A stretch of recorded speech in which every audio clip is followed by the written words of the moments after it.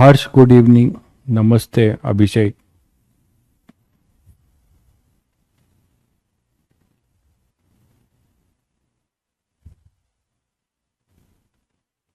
रजत good evening.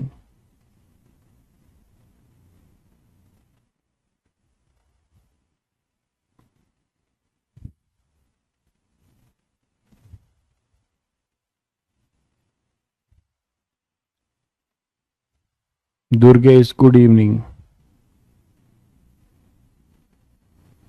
Sukhpreet good evening. Tanishq, Arun, सभी बच्चों को गुड इवनिंग, नमस्ते। होपफुली आप लोग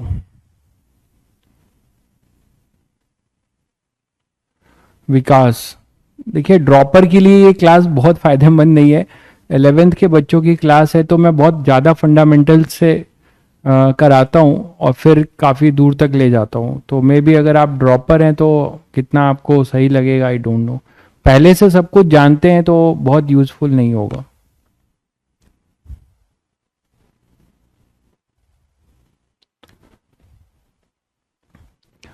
ठीक है भाई रजत, देखिए ट्रस्ट अपने ऊपर करिए। आप यहाँ पढ़ते हैं तो आप खुद सोच के देखिए, एनालाइज करके देखिए कि आपको और किसी कोचिंग या ट्यूशन की ज़रूरत है क्या, क्योंकि सेल्फ स्टडी बहुत ज़रूरी है। अगर आप सेल्फ स्टडी नहीं कर रहे हैं तो आप 50 जगह पढ़िए, 50 बुक पढ़िए, कुछ भी आपको फ़ायदा नहीं करने वाला है।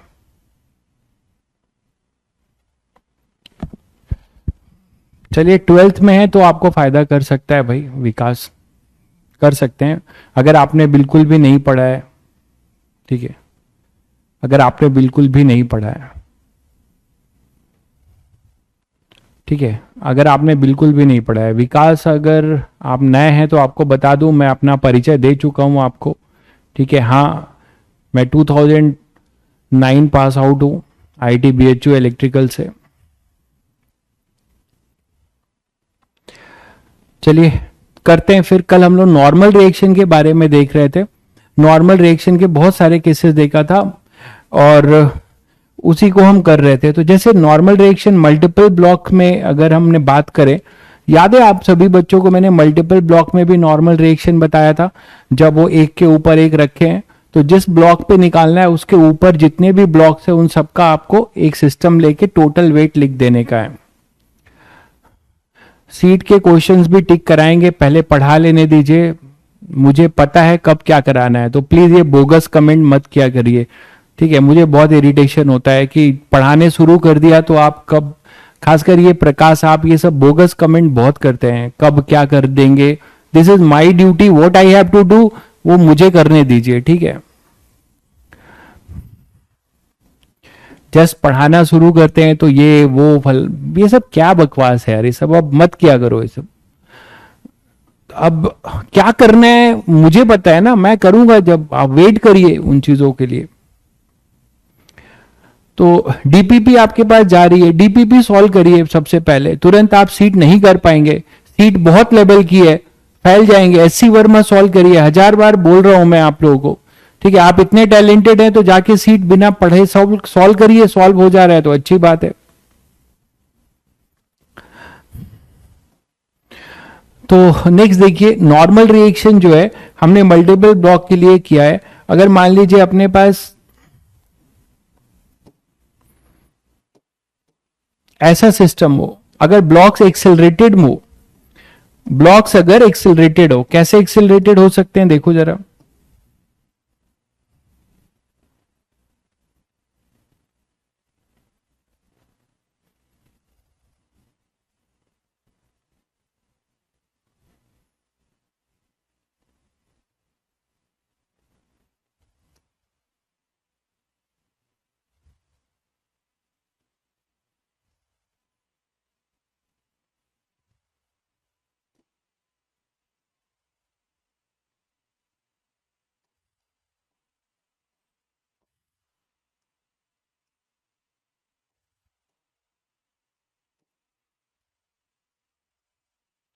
ब्लॉक्स मान लीजिए अगर एक्सेलरेटेड है,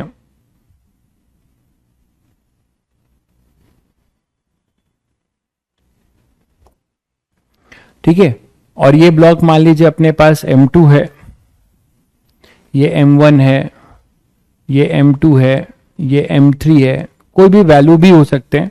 आप चाहते हो वैल्यू लेना तो वैल्यू ले लीजिए, आप वैल्यू ले लीजिए, वैल्यू ले लीजिए।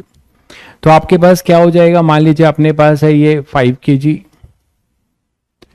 ये 4 kg और ये 1 kg,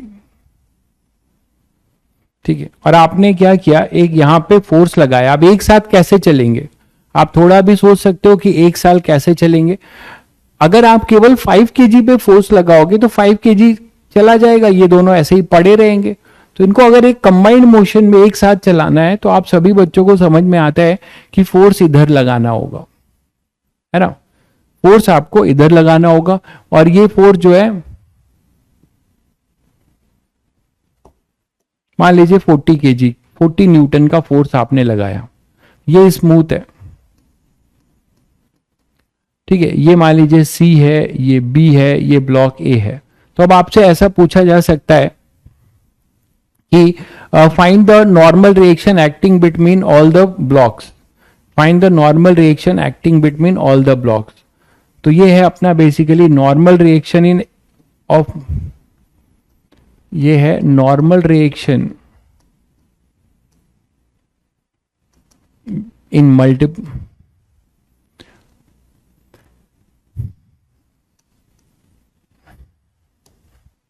तो आपके पास ये है कि नॉर्मल रिएक्शन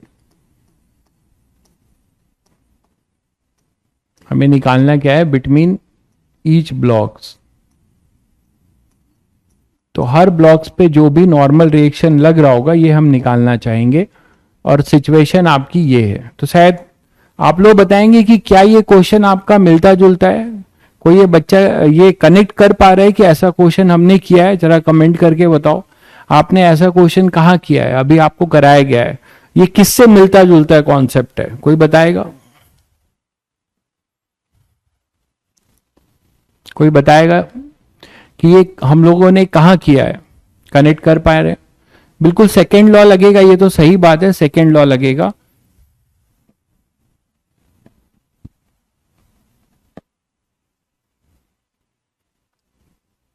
बहुत बढ़िया भाई, बहुत बढ़िया। मल्टीपल ब्लॉक में स्ट्रिंग वाला किया था, याद है, बिल्कुल सही कह रहे हैं कि हमने बंधे हुए थे, सब बंधे हुए थे और हम उसे खींच रहे थे, है ना।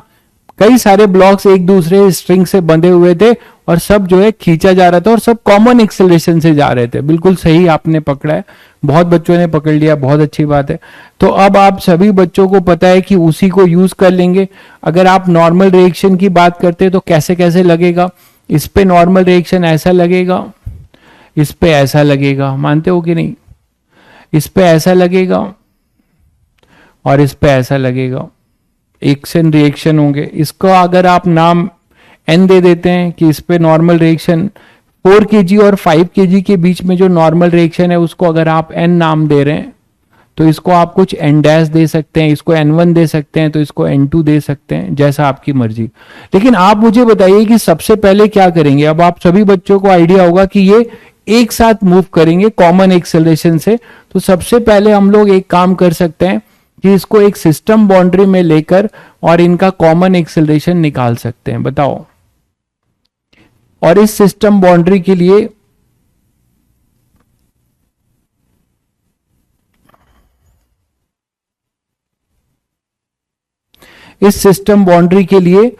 Only 40 newton is our external force. आपने आईआईटी क्रैक कर लिया है और आईआईएससी, देखिए ये आपके ऊपर डिपेंड करता है भाई, दोनों के सेगमेंट्स अलग हैं। आदर्श आईआईएससी में जो है आप थोड़ा प्योर साइंस स्ट्रीम में फोकस होते हैं, आईआईटी में आपको कॉर्पोरेट लेवल का एक्सपोजर मिलेगा, जॉब ओरिएंटेड चीजें ज्यादा मिलेंगी, ठीक है। तो ये आपके ऊपर डिपेंड है कि आप रिसर्च ओरिएंटेड हैं या नहीं, या आईआईटी में जॉब ओरिएंटेड है। अगर आप रिसर्च ओरिएंटेड है तो यू कैन ऑप्ट आईआईएससी, कोई प्रॉब्लम नहीं है, ठीक है। अगर आप रिसर्च ओरिएंटेड है, आपको फॉरेन से एमएस करना है, कुछ करना है, तो आप जा सकते हैं। बट आप ये इस बैच में फिर क्या कर रहे हैं आप, अभी यहाँ पे 40 न्यूटन है तो आप इसको एक्सेलरेटेड कॉमन एक्सेलरेशन इसको कॉमन एक्सेलरेशन से आप मूव कराओगे तो इसका पहले कॉमन एक्सेलरेशन निकाल लेंगे। कॉमन एक्सेलरेशन के लिए पूरे सिस्टम पे न्यूटन सेकेंड लॉ लगाएंगे, F net is equal to M into A. तो यहां पे कॉमन एक्सेलरेशन हो जाएगा एफ नेट एक्सटर्नल, ये दोनों इंटरनल होंगे, F net upon M total. M total F net कितना है, external force, F net external, ये क्लियर होगा सभी को। तो ये 40 न्यूटन अपॉन में ये कितना हो जाएगा 10, तो ये 4 मीटर पर सेकेंड स्क्वायर, ये हो जाएगा कॉमन एक्सेलरेशन। ठीक है, तो अब हमें इनके बीच के फोर्सेस निकालने हैं। तो जब नॉर्मल रिएक्शन निकालना है तो आपको क्या करना पड़ता है, आपको करना पड़ेगा इंडिविजुअल ब्लॉक्स की एफबीडी बनानी होगी। तो इंडिविजुअल ब्लॉक्स की एफबीडी बना लीजिए, जैसा आपने टेंशन वाले में किया था। आप किसका बनाना चाहेंगे उसके ऊपर है। मान लीजिए आप जैसे 5 kg का बनाएंगे तो तुरंत आ जाएगा, आप 5 kg का बनाना चाहेंगे तो तुरंत आ जाएगा। 5 kg पे एक्सटर्नल फोर्स के नाम पे एक एन लग रहा होगा, और ये एन किसने लगाया होगा, 4 kg ने लगाया होगा, यही है। और ये किस एक्सेलरेशन से मूव कर रहा है, कॉमन एक्सेलरेशन से मूव कर रहा है। इसका एक्सेलरेशन हमें एसी पता है, ये 5 kg, यही एक्सटर्नल फोर्स होगा। ठीक है, और ध्यान से सुनिए, यहां दो नॉर्मल रिएक्शन है, यहां दो नॉर्मल रिएक्शन है, एक ग्राउंड से भी लग रहा होगा, एक ग्राउंड से भी लग रहा होगा, ये ध्यान दीजिएगा। तो नॉर्मल रिएक्शन कौन सा पूछा जा रहा है उस पर डिपेंडेंसी है।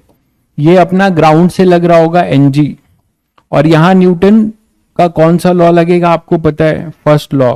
तो आप देख रहे हैं एक ही बॉडी पे दोनों लॉ लग रहा है, यहां पे mg लगेगा 5g, तो y डायरेक्शन में न्यूटन फर्स्ट लॉ लग रहा है, देख पा रहे हैं, और x डायरेक्शन में न्यूटन सेकेंड लॉ लग रहा है। y डायरेक्शन में इस 5 kg पे न्यूटन फर्स्ट लॉ लग रहा है y डायरेक्शन में, और x डायरेक्शन में न्यूटन सेकेंड लॉ, क्योंकि x डायरेक्शन में एक्सिलरेटेड मोशन है। ठीक है, mt का मतलब टोटल मास भाई, mt का मतलब है टोटल मास सिस्टम का।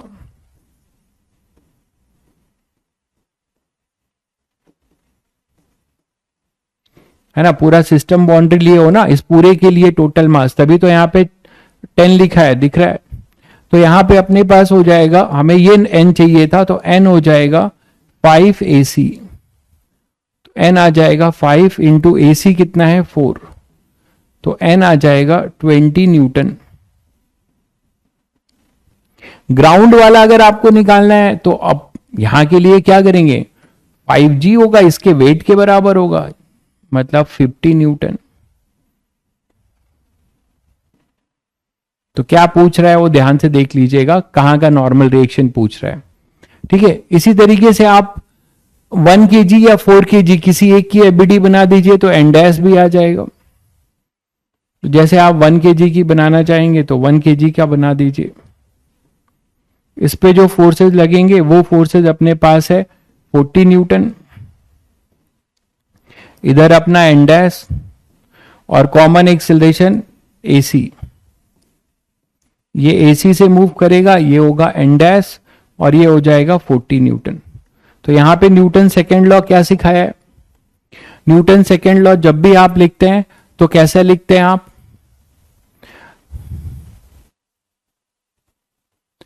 अरे यार ये कौन है, नॉर्मल रिएक्शन तो परपेंडिकुलर होता है, तो अरे एकदम लो क्या एकदम से, परपेंडिकुलर का मतलब क्या होता है, परपेंडिकुलर का मतलब कहां से, ये भी तो सीख लो आगे, एकदम खत्म चंदो।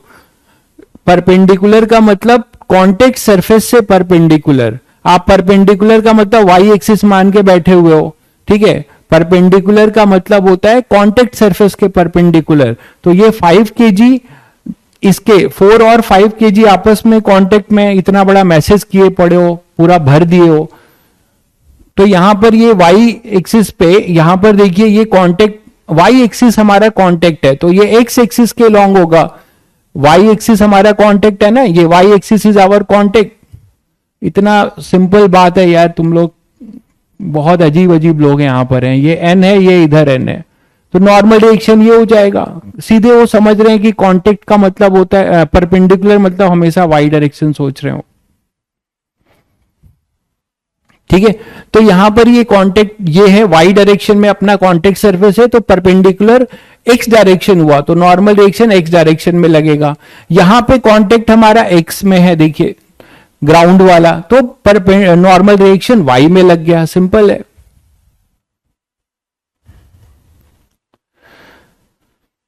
चलिए ये बता दीजिए अब इसके लिए क्या हो जाएगा। इसके लिए net force in accelerated direction, हमेशा यहां पे क्या लिखेंगे, net force in accelerated direction. Acceleration इधर है तो 40 न्यूटन पॉजिटिव होगा और एन डैश नेगेटिव होगा।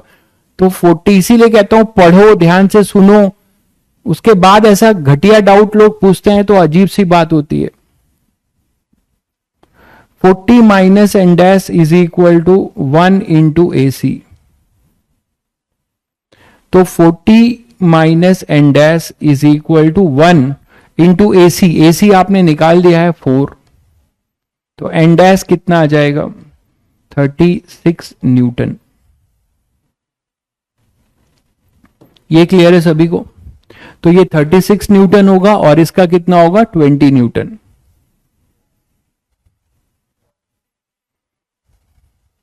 एक भाई पूछ रहे हैं टोटल कितने लोग लाइव हैं, क्या आपको उनको जो है अपने घर बुलाना है क्या, पार्टी पे पार्टी देना है क्या भाई? पार्टी देना है तो बताओ, बताते हैं, सबकी व्यवस्था करो। जिससे मतलब है उससे मतलब रखना चाहिए यार। मतलब आपको इससे होना चाहिए क्या पढ़ाया जा रहा है, आप क्या डेली लर्न कर रहे हो, आप कुछ सीख रहे हो कि नहीं सीख रहे हो, दुनिया से क्या लेना देना है आपको। तो एन डैश हो जाएगा 36 न्यूटन। तो मल्टीपल ब्लॉक्स में आपको ऐसे भी क्वेश्चन पूछे जा सकते हैं। अब ऐसा भी पूछा जा सकता है, देखिए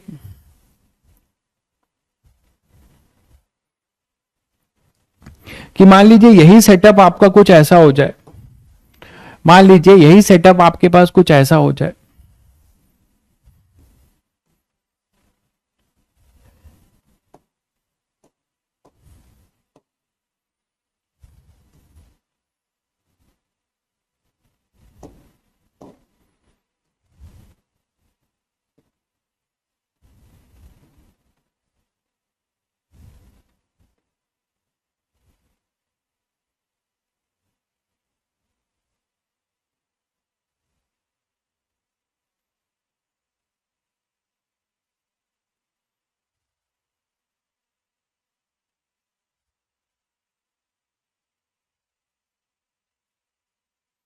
ठीक है, और इन ब्लॉक्स को हमने छोड़ दिया, ये थीटा है, इन ब्लॉक्स को हमने छोड़ दिया। मान लो ये ब्लॉक्स है अपना, कुछ नेमिंग कर देते हैं, ये थीटा भी दे रहा हूं आपको 37 डिग्री, और ये मान लीजिए अपने पास है 15 है, ये 10 है, ये 5 है, ठीक है, और ये स्मूथ है।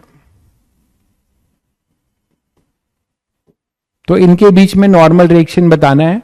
एक सिचुएशन ये है, दूसरा सिचुएशन ऐसा ही है, कुछ ऐसा सेम सिचुएशन है, बस थोड़ा सा चेंज है।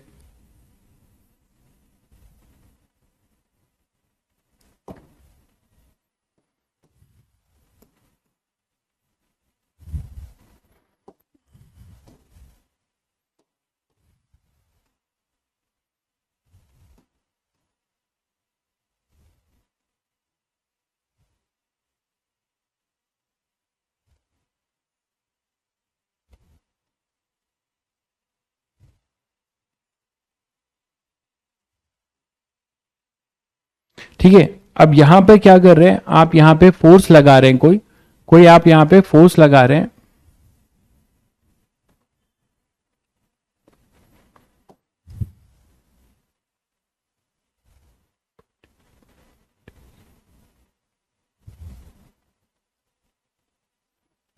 और वो फोर्स है मान लीजिए 90 न्यूटन का,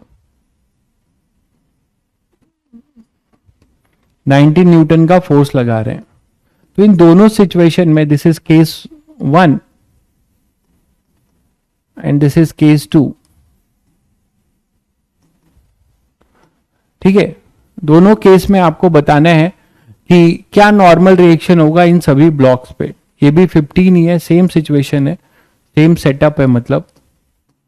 ये अपना A है, ये B है, ये C है, यही अपना A है, ये B है, ये C है। ठीक है, तो आपको find normal reaction, find normal reaction between all the blocks in both the cases.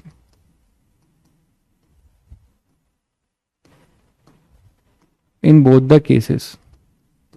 ठीक है, तो दोनों केसेस में हमें नॉर्मल रिएक्शन निकालना है। थैंक यू भाई, थैंक यू प्रियांश। ठीक है, पार्टी आप नहीं हम देंगे, आप टेंशन मत लो, आप सेलेक्ट हो जाना, बताना, पार्टी हम देंगे तब तो सबको।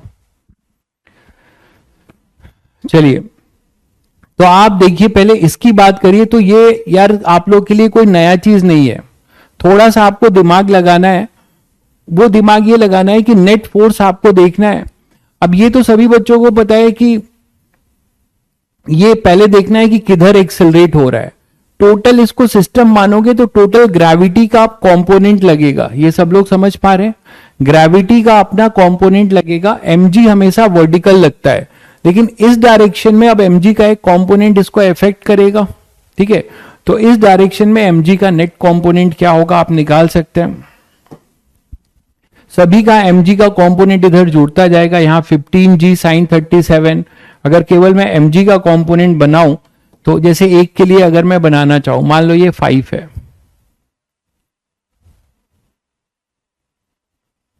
उसको मैं अलग से दिखा दे रहा हूं, कुछ बच्चे नहीं समझ पाएंगे। तो जैसे मान लीजिए अपने पास, ये तो सभी लोग समझ रहे हैं यहां पे कि ये m है।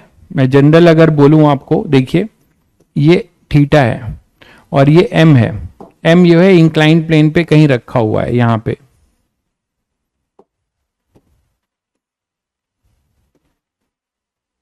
पहले मैं आपको जनरल बता दूं, ये इंक्लाइन प्लेन पे रखा है कोई m, तो क्या आप इसकी एफबीडी बना सकते हो?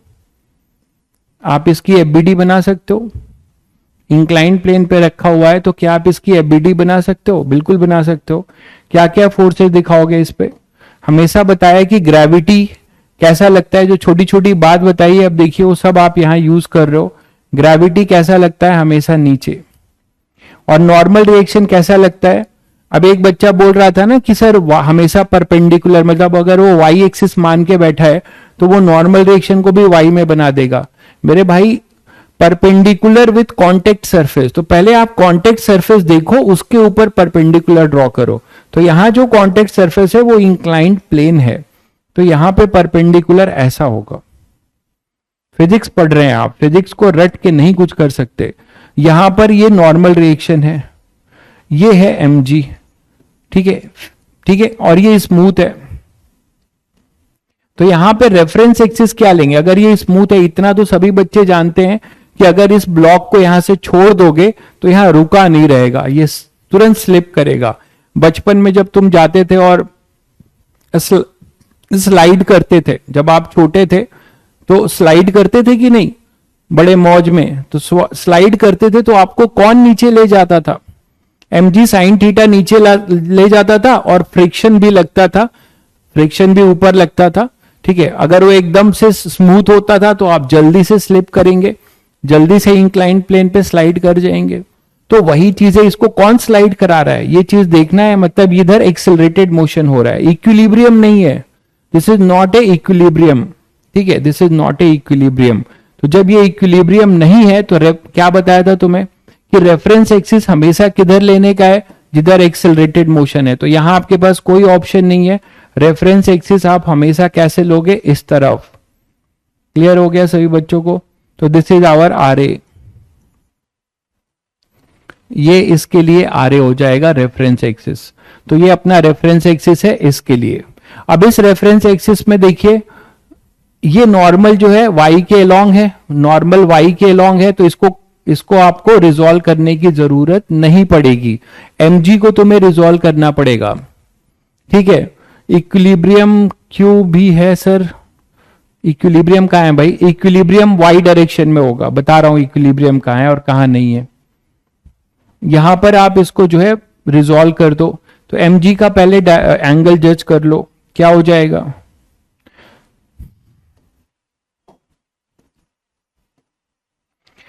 इसको अगर आप एक्सटेंड करते हो, ये चीज बहुत बार आएगी, एक बार ध्यान से समझ लीजिए, बहुत बेसिक बातें हो रही हैं सब।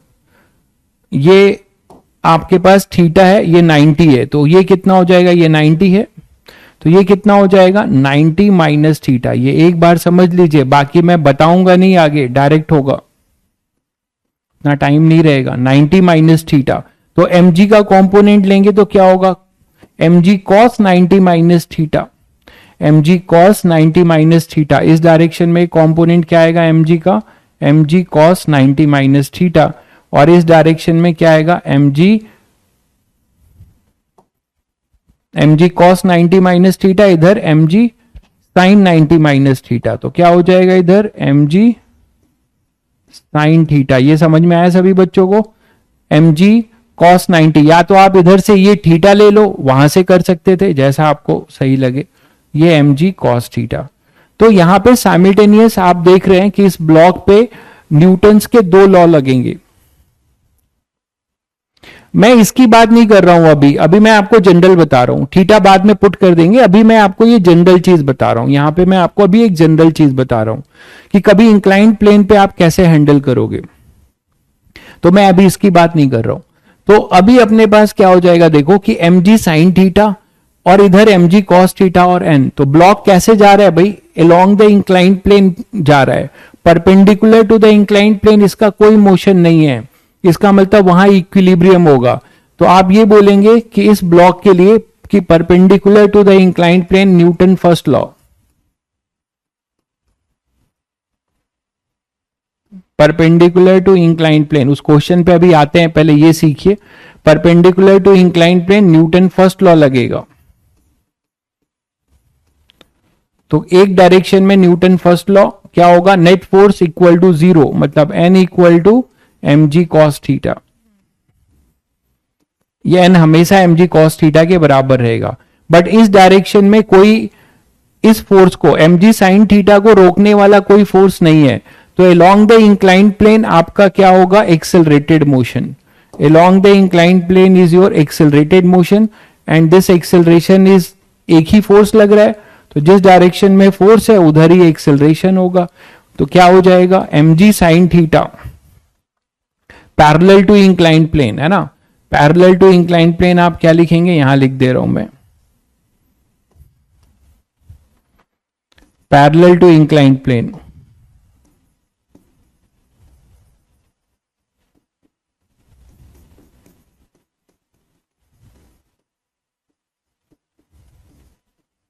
वो हो जाएगा mg sin theta equal to ma, net force equal to mass into acceleration. तो एक्सेलरेशन कितना हो जाएगा, g sin थीटा। तो ये आपका एक्सेलरेशन होगा g sin थीटा, और ये होगा अपने पास नॉर्मल रिएक्शन। ठीक है भाई, अब अगर यहां पे आओ यही चीज, तो मैंने आपको 2 या 3 ब्लॉक दे दिया है, तो आपको उसमें क्या दिक्कत है, नॉर्मल रिएक्शन कब लगता है, जब कोई भी ब्लॉक एक दूसरे पे क्या करेगा, पुशिंग फोर्स लगाएगा, तभी तो आपके पास क्या होगा, नॉर्मल रिएक्शन जनरेट होगा।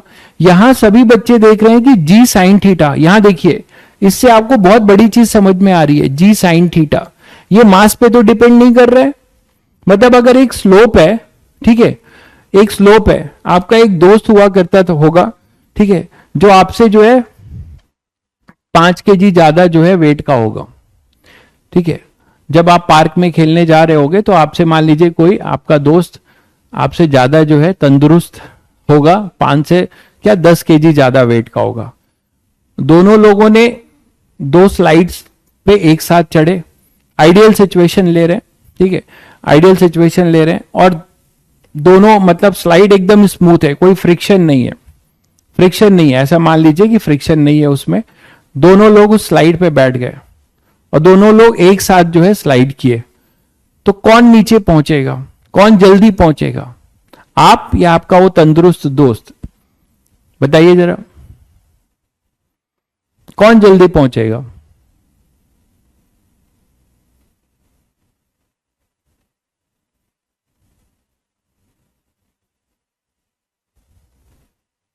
दोनों एक साथ पहुंचेंगे, बहुत बढ़िया, क्योंकि दोनों का एक्सेलरेशन जो है मास पे डिपेंड नहीं करेगा। एक भाई कह रहा है कि दोस्त, तंदुरुस्त दोस्त पहुंचेगा, एक भाई कह रहा है दोस्त को, उसने जो है, अरे ऐसा नहीं होगा, तुम दोनों साथ साथ पहुंचोगे, जी साइन थीटा, इधर देखो इधर, आपके मास पे डिपेंडेंसी ही नहीं है, दोनों लोग उसी इंक्लाइन, दोनों का स्लोप अगर सेम है, दोनों सेम स्लाइड से मूव कर रहे हैं, तो दोनों साथ साथ पहुंचेंगे और साथ साथ जो है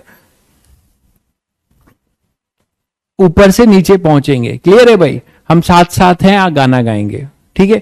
तो जी साइन थीटा साथ रहेगा। इसका क्या मतलब हुआ, यहां आ जाओ। तो इन ब्लॉक्स के बारे में अब इतना बताने के बाद शायद सभी बच्चों को जज हो गया होगा कि इसका एक्सेलरेशन या फिर इसका एक्सेलरेशन या इसका एक्सेलरेशन, सभी का एक्सेलरेशन यहां पर सेम होगा भाई, सभी का एक्सेलरेशन यहां पर सेम होगा। ये देख पा रहे हैं आप लोग, सभी का एक्सेलरेशन यहां पर सेम होगा, सभी सेम एक्सेलरेशन से मूव करेंगे। तो जब सभी सेम एक्सेलरेशन से मूव करेंगे, इसका मतलब ये हुआ कि अब आप ऐसे सोचो कि दो चीजें हैं, दो बॉडी हैं, ध्यान दीजिएगा, दो बॉडी हैं, दोनों ऐसे चल रही हैं और दोनों की सेम वेलोसिटी है। इसका मतलब ये हुआ कि इन दोनों में कोई प्रेसिंग नहीं होगी, इन दोनों में कोई प्रेसिंग नहीं होगी, दोनों ऐसे साथ साथ चल रहे हैं। अगर मैं आपको बोलूं कि आगे वाला जो है धीरे चल रहा है और पीछे वाला तेज चल रहा है, आगे वाला धीरे चल रहा है, पीछे वाला चिपक कर तेज चल रहा है, तो वो उसको पुश कर रहा होगा, मानते हैं, वो उसको पुश कर रहा होगा। लेकिन जब दोनों सेम एक्सेलरेशन से चल रहे हैं, तो ये बी सी को पुश नहीं कर रहा है, ना ही ए बी को पुश कर रहा है, तो इनमें कोई भी नॉर्मल रिएक्शन नहीं होगा, इनमें कोई भी नॉर्मल रिएक्शन नहीं होगा, इनमें केवल जो है mg साइन थीटा से एक्सेलरेट हो रहे होंगे। अगर किसी बच्चे को, मतलब ये लॉजिकली आप आंसर दे सकते हैं कि यहां पर नॉर्मल रिएक्शन इसके बीच में 0 होगा, यहां पे भी इन दोनों कांटेक्ट के बीच में भी नॉर्मल रिएक्शन 0 होगा, ये आप डायरेक्ट बता सकते थे, ठीक है। बिल्कुल फोर्स अलग है, बिल्कुल फोर्स अलग है। तो आप, अगर आपका मन नहीं मानता है तो इसको आप निकाल भी सकते हैं। कैसे निकालेंगे, इसको एक सिस्टम बाउंड्री बना लीजिए, कॉमन एक्सेलरेशन निकाल लीजिए। कॉमन एक्सेलरेशन सबको पता है क्या होने वाला है, वो है जी साइन थीटा, और थीटा आपको दिया हुआ था ये 10 इंटू साइन 37। अब तो सभी को रट गया होगा, ये ट्रायंगल तो सबको रट गया होगा भाई, ये 37, ये 53, ये 3, ये 4, ये 5, तो साइन 37 इज योर 3/5, तो ए आ जाएगा 10 इंटू 3/5, तो ए आ जाएगा अपना 6 मीटर पर सेकेंड। आ गया भाई 6 मीटर। अगर आपको जो है आपका मन नहीं मानता है तो आप कैलकुलेट कर लीजिए। तो आप मान लीजिए किसी एक को उठा लीजिए, जैसे ये अपना 5 है, इस 5 की एफबीडी बना लीजिए। तो 5 पे एफबीडी बनाते हैं आप, तो देखिए क्या मिलता है आपको। अगर आप केवल 5 की एफबीडी बनाते हैं तो आपको क्या मिलता है, देखिए। आपको मैंने लॉजिक से समझा दिया था, लेकिन अगर आप मैथ से करना चाहते हैं तो मैथ से भी कर लीजिए, आपको वैल्यू मिल जाएगी। तो मैं अगर 5 kg की एफबीडी बनाऊंगा और मैं मान रहा हूं कि इसमें नॉर्मल रिएक्शन है, तो 10 इस पे नॉर्मल रिएक्शन कैसे लगाएगा, 10 kg का ब्लॉक 5 kg पे नॉर्मल रिएक्शन कैसे लगाएगा, ऐसा हम मान रहे हैं कि इनमें नॉर्मल रिएक्शन है, तो मैंने बोला ये ऐसा लगाएगा, N1 मान लिया।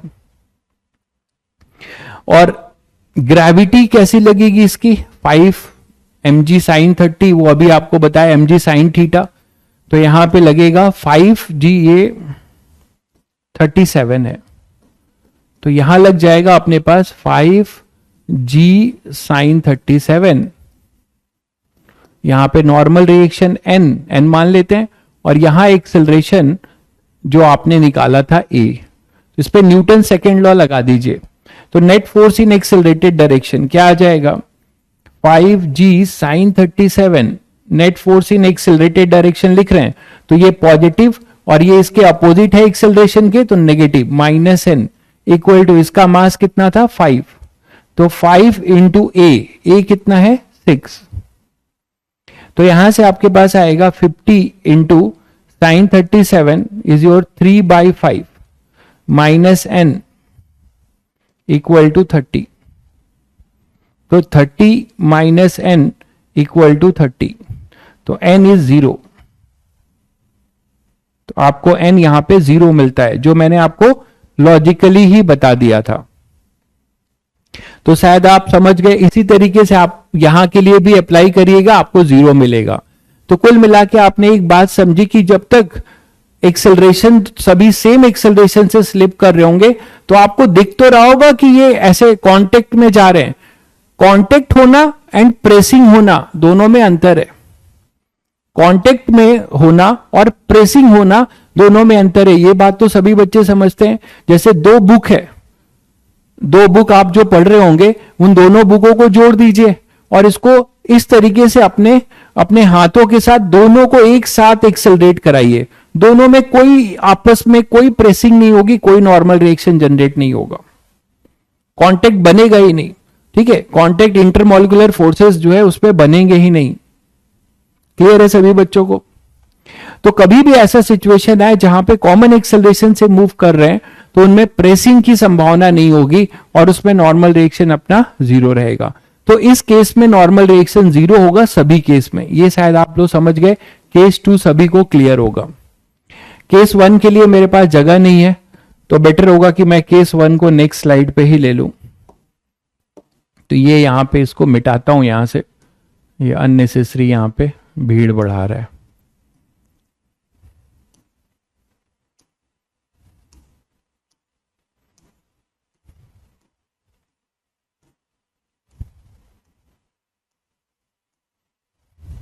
ठीक है भाई।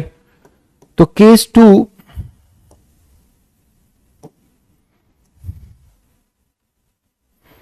आप केस 1 फिर से खुद से कर सकते हैं। अब सभी लोग इसका आंसर दे सकते हैं कि इस केस में ऐसा क्या हो रहा है।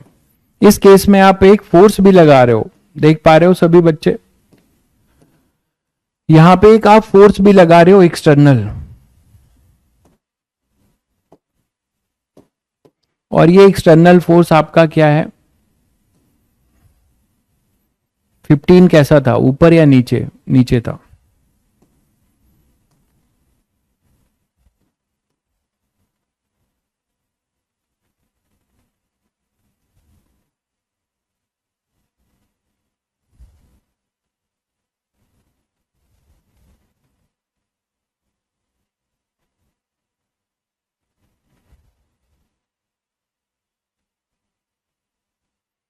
तो ये अपना 15 था और ये क्या था? 10 और ये 5। अब आप एक फोर्स लगा रहे थे, कितना, कितने का फोर्स था वो? कितने का फोर्स लिया था? 90। यहां पे आपने फोर्स लगाया था 90 न्यूटन का, है ना? और ये स्मूथ ही है। ये लेकिन सभी बच्चों को पता है कि अब ये ऊपर जाएगा कि नीचे जाएगा, ये किस पे डिपेंड करेगा? ठीक है, ये किस पे डिपेंड करेगा, नीचे जाएगा कि ऊपर? पहले आप देख लो कि इस पे सिस्टम लेकर टोटल वेट कितना लग रहा है। इसको आप डायरेक्ट अब सिस्टम ले सकते हो। सभी का कंपोनेंट आएगा 15g sine theta, 10g sine theta और 5g साइन थीटा।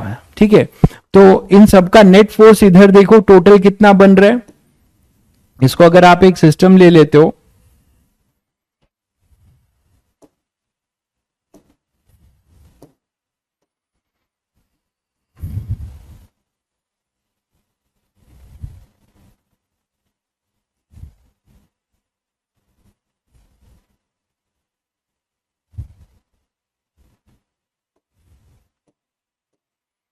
तो इसको अगर आप एक सिस्टम ले लेते हैं,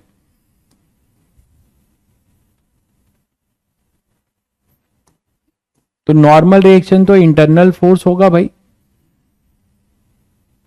इस सिस्टम बाउंड्री के लिए नॉर्मल रिएक्शन इंटरनल फोर्स होगा, जो भी लग रहा होगा। अब ये तो पता है कि एक्सेलरेटेड मोशन करेगा, करेगा ना, क्योंकि नेट फोर्स इधर एक आएगा टोटल, वो क्या आ जाएगा? सबका अपना mg 15g साइन थीटा, इस पे 10g साइन थीटा और इसका 5g साइन थीटा। मानते हैं कि नहीं? तो इस पे नेट कितना आ जाएगा? ये है 15g साइन थीटा, ये 37 दिया था मैंने, तो 15g साइन 37, ये ग्रेविटी का ये कंपोनेंट इधर लगेगा, और ये हो जाएगा 10g साइन 37, ये भी समझ गए, और ये हो जाएगा 5g साइन 37। तो नेट डाउनवर्ड फोर्स लग रहा है एक, और एक नेट अपवर्ड, तो देख लो कौन बड़ा है, उसके अकॉर्डिंग वो एक्सेलरेट करेगा। कोई बच्चा अगर गलत मान लेता है, अगर कोई बच्चा गलत मान लेता है, वो मान लेता है कि ऊपर एक्सेलरेट करेगा, तो उसको कोई टेंशन लेने वाली बात नहीं है। जब वो एक्सेलरेशन निकालेगा तो साइन नेगेटिव आ जाएगा, तो जब भी उसका साइन नेगेटिव आ जाए तो वो समझ लेगा कि अच्छा मैंने इसको जो माना था उसके उल्टा है। ठीक है, तो आपको बिल्कुल टेंशन लेने की कोई जरूरत नहीं है। अगर आप नीचे मानते हो या ऊपर मानते हो, जो भी मानोगे न्यूटन लॉ उसके अकॉर्डिंग लिखोगे। ठीक है, तो जो भी मानोगे न्यूटन लॉ उसके। पहले तो ये टोटल ग्रेविटी का फोर्स निकाल लें हम लोग। डाउनवर्ड फोर्स क्या हो जाएगा, टोटल ग्रेविटेशनल फोर्स क्या हो जाएगा बताओ, 15 इंटू 10 टोटल डाउनवर्ड फोर्स अगर आप निकालना चाहें,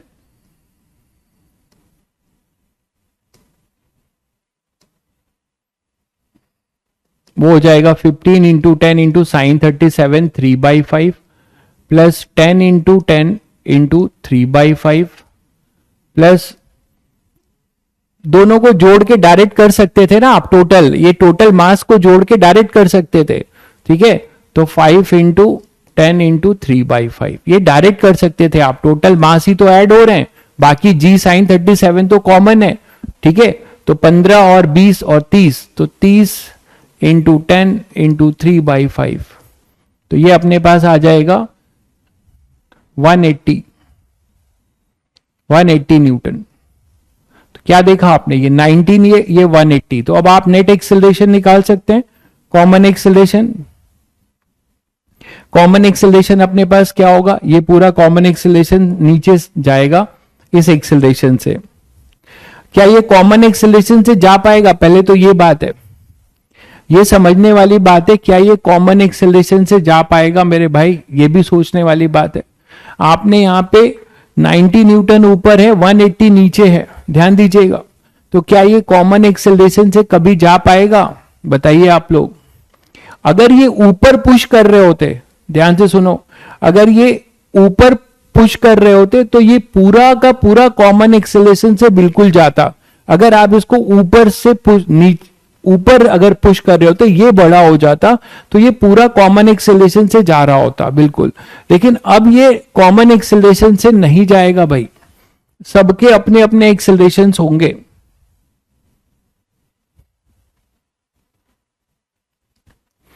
क्लियर है, तो यहां पर अपने पास 180 न्यूटन डाउनवर्ड फोर्स ज्यादा है, अपवर्ड फोर्स अपना कम है, तो इनमें जो एक्सेलरेशन होगा उसमें बस आप एक काम करिए, जी साइन 37 से माइनस कर दीजिए 90 न्यूटन को। अगर आप डायरेक्ट निकालना चाहें तो निकाल सकते हैं, जी साइन 37 सबका एक्सेलरेशन है, उससे आप 90/30 को माइनस कर दीजिए, वो भी कर सकते हैं। ठीक है, अब बाकी आप अलग अलग निकालना चाहे तो अलग अलग निकाल सकते हैं। ठीक है, तो यहां हम कॉमन एक्सेलरेशन नहीं ले पाएंगे। ठीक है, यहां पे हम कॉमन एक्सेलरेशन नहीं ले पाएंगे। हाँ, इस क्वेश्चन को अगर मैं चेंज कर दूं, जैसे ये 270 कर दूं, 3 टाइम्स कर दूं, तब आप बोल सकते हो कि ये कॉमन एक्सेलरेशन से मूव करेंगे। तब आप बोल सकते हो कि ये कॉमन एक्सेलरेशन से ऊपर जाएगा तो कॉमन एक्सेलरेशन से मूव करेगा। नीचे के लिए आपकी कोई गारंटी नहीं है। ठीक है, तो अलग अलग होंगे, तो अब आप निकाल सकते हो, निकाल लीजिए। सभी के एक्सेलरेशन निकालना चाहें, ऑल मूव विथ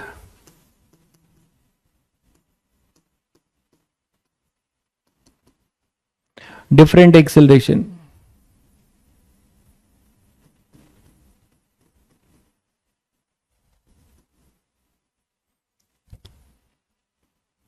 ठीक है,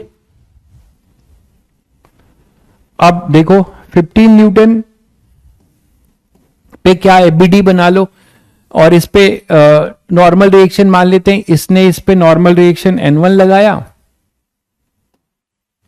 अब अगर ये कॉमन एक्सेलरेशन नहीं होगा तो यहां पे ये अलग हो जाएंगे। आप ये तो समझ रहे हो। अब इस पे भी देखिए बहुत सारे केसेस हैं। अगर ये A2, अगर आप इसे A2 बोल रहे हो और ये A1 बोल रहे हो, ये A3 बोल रहे हो, ठीक है, ध्यान दीजिएगा। अगर मैं बोलूं कि ये A1 से एक्सेलरेट कर रहा है, कॉमन एक्सेलरेशन नहीं है, ये A2 से कर रहा है और ये A3 से, मान लीजिए ऐसा बोलते हैं, तो आपको पता है कि इनमें नॉर्मल रिएक्शन, देखिए कॉमन एक्सेलरेशन आपको नहीं समझ में आया, फिर बता देता हूं। मैं कह रहा हूं कि इसका, इस पे जो नेट फोर्स लग रहा होगा, ठीक है, उसके रिस्पेक्ट में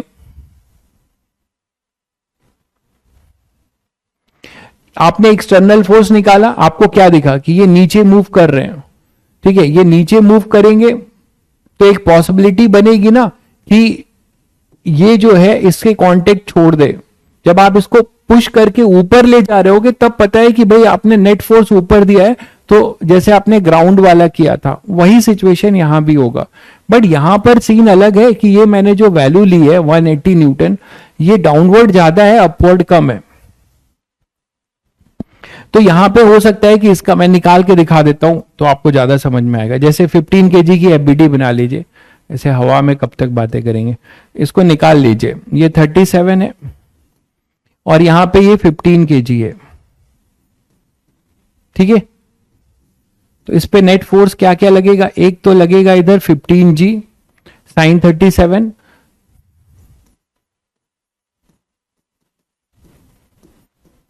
ठीक, और एक यहां पे 90 न्यूटन इधर।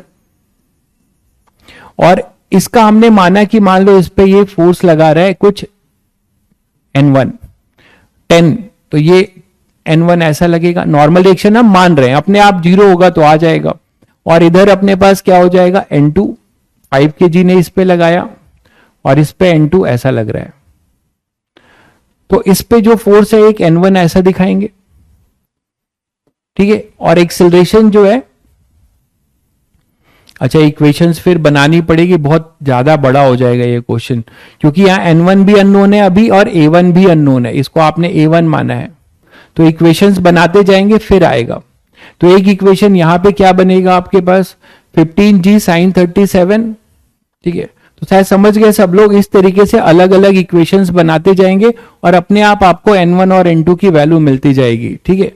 तो इस क्वेश्चन को थोड़ा छोटा कर लेते हैं, जो अभी मेरा पर्पस था, मैं इसमें ये फोर्स बड़ा दे रहा हूं, ठीक है। तो अगर ये फोर्स मैं इसको 270 कर दूं, उससे उसको करेंगे तो पूरा आपको जो है इक्वेशंस बनाना पड़ेगा, और कोई बात नहीं है। 270 न्यूटन कर दिया, ठीक है। तो अब आप यहां से आप एश्योर हो जाओगे कि ये कॉमन एक्सेलरेशन से ऊपर जाएंगे, ये पूरा का पूरा सिस्टम कॉमन एक्सेलरेशन से ऊपर जाएगा। क्वेश्चन चेंज कर दिया मैंने, ये कॉमन एक्सेलरेशन AC से ऊपर जाएगा। आपने इसको पुशिंग फोर्स इधर लग रहा होगा, ठीक है। तो अब आप इजिली इसको एक सिस्टम मान सकते हो, ऐसे एक सिंगल सिस्टम मान सकते हो। और इस पे नेट मास कितना है, क्योंकि ये फिर इंटरनल फोर्सेस हो जाएंगे ना, तो कॉमन एक्सेलरेशन आप निकाल लेंगे, कितना हो जाएगा 15 और 10 25 और ये 30, तो 30 kg का एक सिस्टम मान लीजिए। और यहां पे 270 न्यूटन, और यहां पर आ जाएगा 30 का नेट ग्रेविटेशनल फोर्स नीचे, वो क्या होगा 30G sin 37, और ये अपना कॉमन एक्सेलरेशन इधर ऊपर। तो यहां से आप पहले नेट न्यूटन सेकेंड लॉ लगा के कॉमन एक्सेलरेशन निकाल लीजिए। 19 से इसलिए नहीं किया भाई, बता तो दिया 90 से क्यों नहीं किया, तब हम सिस्टम नहीं मान सकते हैं, क्योंकि सबके एक्सेलरेशन अलग होने के चांसेस आएंगे, ठीक है। सब पे फोर्सेस आपके इस पे और इस पे अलग फोर्स होगा, इस पे अलग होगा, इस पे अलग, एक्सेलरेशंस जो है आपके अलग आएंगे, ठीक है। वो आप निकाल के देख सकते हैं इंडिविजुअल्स के इक्वेशंस बनाते हुए, बहुत बड़ा क्वेश्चन चला जाएगा वो, आप कर सकते हैं। खैर, तो यहां से एक्सेलरेशन आप निकाल लीजिए। Net force in accelerated direction, यहां ध्यान दीजिए, net force in accelerated direction, तो AC ऊपर है, ऊपर कौन सा फोर्स है 270, तो पहले लिखेंगे 270 net force in accelerated minus 30G मतलब 10 into 3/5 is equal to mass into acceleration मतलब 30 AC। मैंने ऐसा क्यों सिस्टम माना, क्योंकि इनके जो कांटेक्ट फोर्सेस हैं वो इंटरनल हो जाएंगे, इनके जो कांटेक्ट फोर्सेस हैं वो इंटरनल हो जाएंगे। तो यहां पर अपने पास क्या हो जाएगा, 270 माइनस 180, हाँ ये 180 तो निकाल ही लिया था, फिर क्यों कर रहे हैं, 180 डायरेक्ट कर लेते, इक्वल टू 30 AC। तो ये अपने पास हो जाएगा 90 इक्वल टू 30 AC। तो कॉमन एक्सेलरेशन अपने पास आएगा 3 मीटर पर सेकेंड स्क्वायर। ठीक है, कॉमन एक्सेलरेशन आपको मिल गया। अब आप नॉर्मल रिएक्शन निकाल सकते हैं इंडिविजुअल ब्लॉक्स की एफबीडी बना के। इंडिविजुअल ब्लॉक्स की एफबीडी बना लीजिए। जैसे ये इस पे नॉर्मल रिएक्शन N1 देगा, तो ये उस पे अपोजिट देगा, ये इस पे N2 देगा,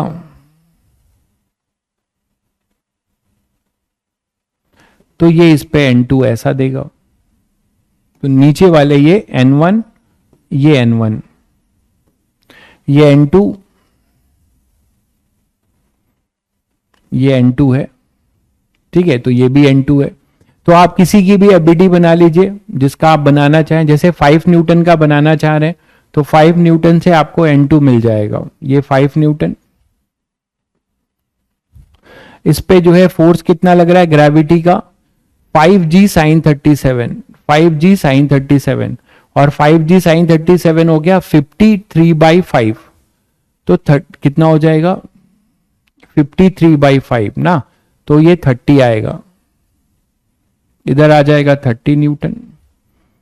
और N1 ये N2, 10 ने इस पे जो फोर्स लगाया है वो N2 इधर लगाया है, N2, और आपने एक्सेलरेशन भी इधर माना है, तो इसका N2 लिख सकते हैं आप, इसका N2 लिख सकते हैं। कितना आएगा देखो, net force in accelerated direction N2 minus 30 is equal to 5 into AC, और AC आपने निकाल लिया है, तो N2 क्या हो जाएगा 30 प्लस 5 इंटू AC, AC है 3, तो N2 आ जाएगा 45 न्यूटन, N2 आ जाएगा 45 न्यूटन। जो काम आपने वहां किया था इसको अब इंक्लाइन प्लेन पे कर रहे हैं, तो ग्रेविटी का एक कंपोनेंट लग रहा है, बस और कोई बात नहीं है।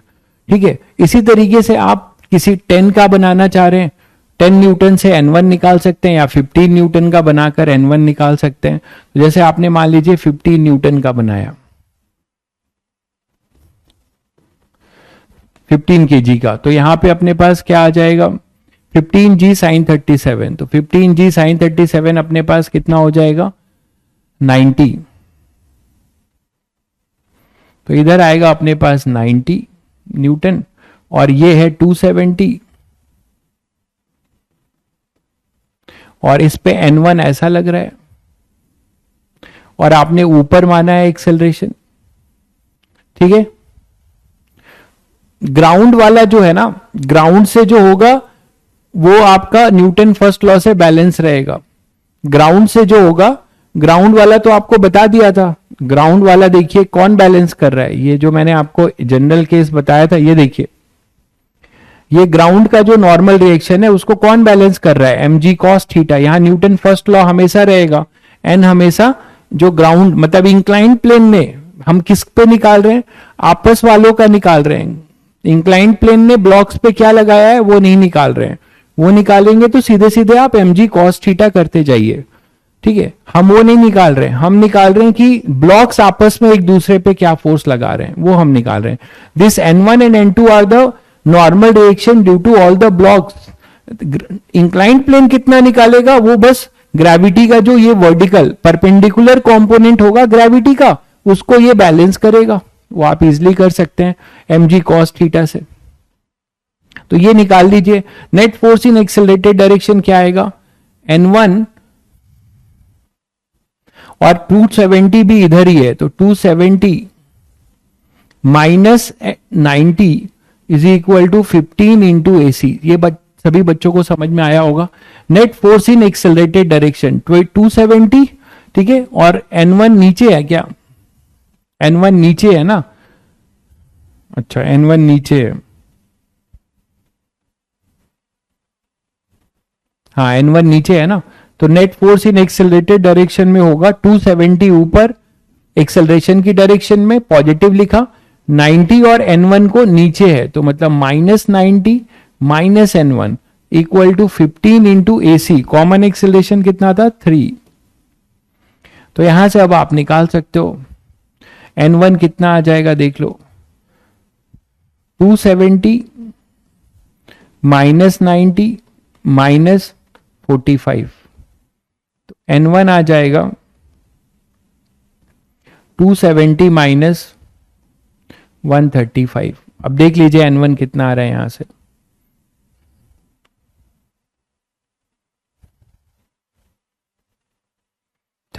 न्यूटन आई थिंक आ रहा है। चेक कर लीजिए, 35 न्यूटन आ रहा है। 135 कहां आएगा? 35 आएगा ना।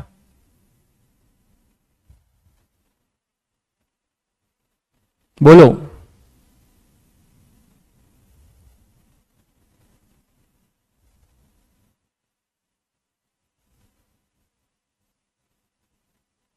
-90 क्यों किया? देखिए सीधे सीधे आपको न्यूटन सेकेंड लॉ की प्रैक्टिस आपको बता दिया है, नेट फोर्स इन एक्सिलरेटेड डायरेक्शन।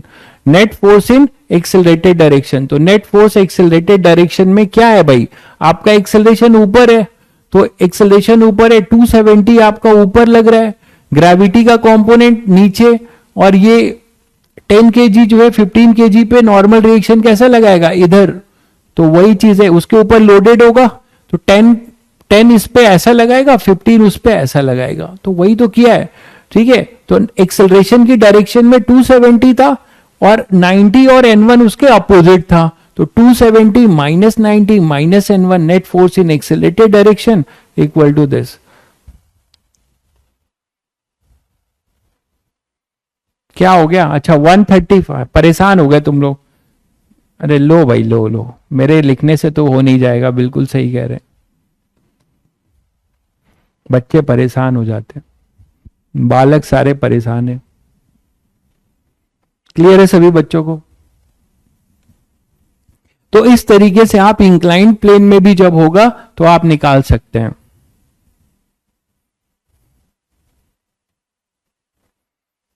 ठीक है, आगे बढ़े भाई। तो आप लोगों ने सीखा कि ग्रेविटी का कहां रोल आएगा, ग्रेविटी का कहां रोल आएगा। आपका होमवर्क क्या है? आपका होमवर्क है कि यहां जो 90 न्यूटन वाला है, आपका होमवर्क है, सुन लीजिए, या प्रैक्टिस कर लीजिएगा। आपका होमवर्क है कि टेक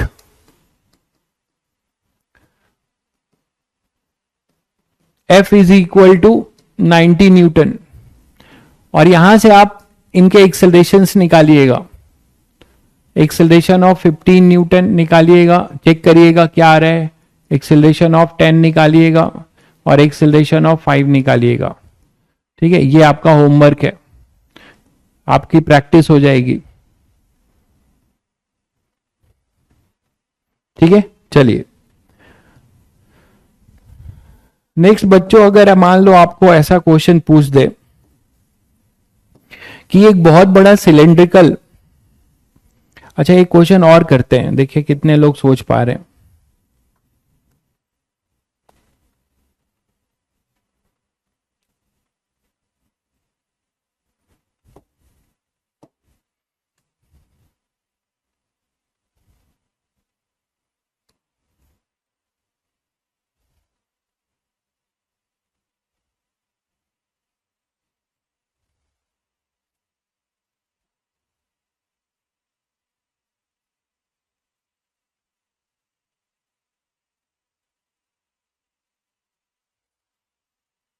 एक प्लैंक है, इसके ऊपर कोई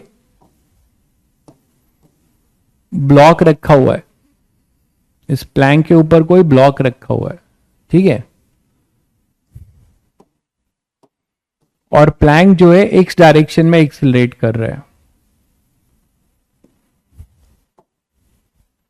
प्लैंक जो है एक्स डायरेक्शन में एक्सिलरेट कर रहा है।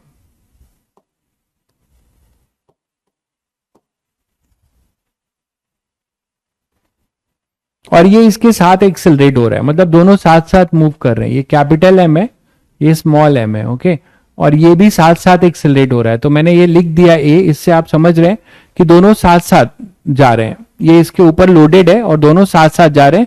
ऐसा नहीं हो रहा है कि ये चला जा रहा है और ये यहीं पे गिर जा रहा है, ठीक है।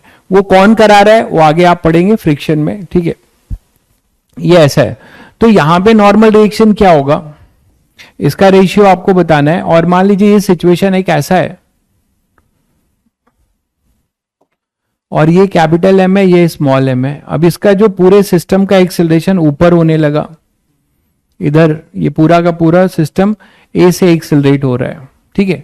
तो अब आपको बताना है कि प्लैंक और ब्लॉक के बीच में जो नॉर्मल रिएक्शन लग रहा है दोनों केस में, लेट N1 ये केस 1 है और ये केस 2 है। तो let N1 and N2 be the normal reaction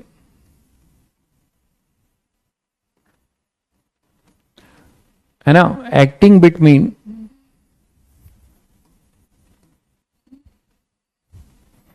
block, ये ब्लॉक कहलाएगा, ये ब्लॉक है और ये प्लैंक है, बिटवीन ब्लॉक एंड प्लैंक, ठीक है। तो फाइंड N1 अपॉन N2। तो आपको N1 अपॉन N2 बता देना है, जल्दी बता दीजिए, जल्दी बता दीजिए। जो पूछा है उस पर ध्यान दीजिए, आपसे ग्राउंड से नहीं पूछा है तो आप ग्राउंड के लिए क्यों परेशान है, ग्राउंड से पूछेगा तो आप ग्राउंड का बताइएगा। मैंने आपसे between the blocks and plank केवल पूछा है, ग्राउंड से भी लगेगा, बिल्कुल लगेगा, लेकिन मैंने आपसे नहीं पूछा है। मैंने आपसे पूछा है कि दोनों केस में N1 और N2 जो है ब्लॉक और प्लैंक के बीच का नॉर्मल रिएक्शन है, तो दोनों का रेशियो क्या होगा ये आपसे पूछा जा रहा है, जल्दी बताइए।